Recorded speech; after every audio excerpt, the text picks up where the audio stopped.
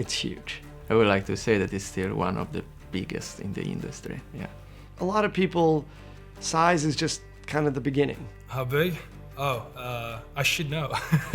It goes by departments, right? It used to be a point where we were way bigger than everybody else. I think people have been expanding their worlds quite a lot, and it's been really impressive. I mean, there's some amazing games out there.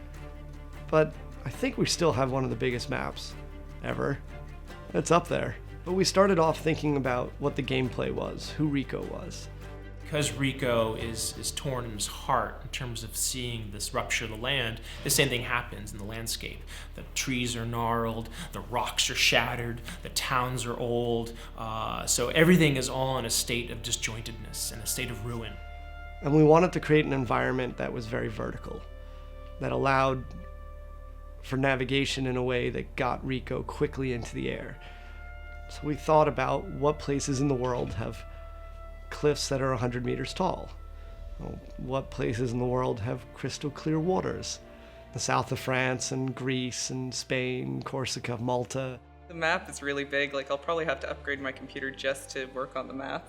And in the beginning, it's just almost like a gray blob. Get some characters and landscapes in, and taking the most amazing parts of the northern Italy and Corsica and other places. There are 3 regions in the game, and basically region 1 is a medley of wealthy and poor towns. It also has the most agriculture. In region 2 is more of these military bases and very poor fishing towns, some classical ruins, a lot of rebel bases that are hidden. In region 3, which is my favorite region, is the more forested, more rocky region in the north. It's more, it's sort of our Game of Thrones region. It's a huge wall that sort of divides the country. One way to add depth to our world is the idea of depth in history. And so what Rico's doing is he's adding yet one more set of ruins to the long list of ruins. And so you see the ancient past, the near past, the present, and what's the future. Just Cause is about changing regime. And so how to make a regime that feels believable in the Mediterranean in this contemporary day and age. The classic tropes of regime versus the will of the people is through graffiti and dissent, is through architecture, is through color. It's not gang graffiti, it's graffiti by people who don't know graffiti. It's something that's very sincere and very from the heart by the people. We're looking for a place that's lost hope. A lot of people have been run down by Di Ravello. You could see it in like the environments for the villages, like it's just like completely destroyed. But you still have to have that beauty at the same time, like having that brutalism versus like this Renaissance kind of appearance. In the militarized zones, we have more freedom of the classic just cause gameplay, whereas in the civilian settlements, we want to keep it somewhat different and really emphasize on the people living there. At the core of Just Cause is verticality, vertical combat and vertical traversal. Having the world being the Mediterranean allow for an architecture and a topology which really goes hand in hand with verticality. Imagine sheer cliffs, high mountains, big elevation differences. One of our mottos is, if you can see it, you can go there. One of the unique features of the Just Cause series is the draw distance and the ability to actually see the entire world.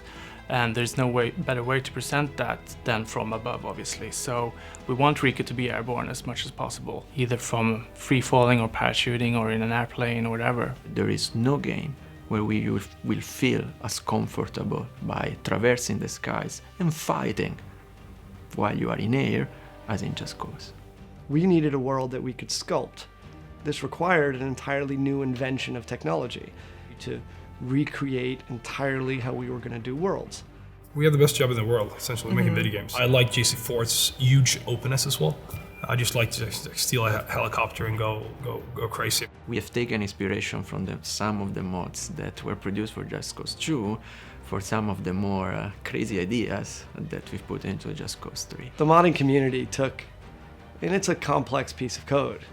So the fact that people were able to get in there and do what they've been able to do is really cool. I mean, watching a lot of the mods, the famous ones, the Superman mods, the Infinite Grapple mods, the multiplayer guys coming out and trying to figure out how to run the game on a server. All that's an incredible thing to do as modding.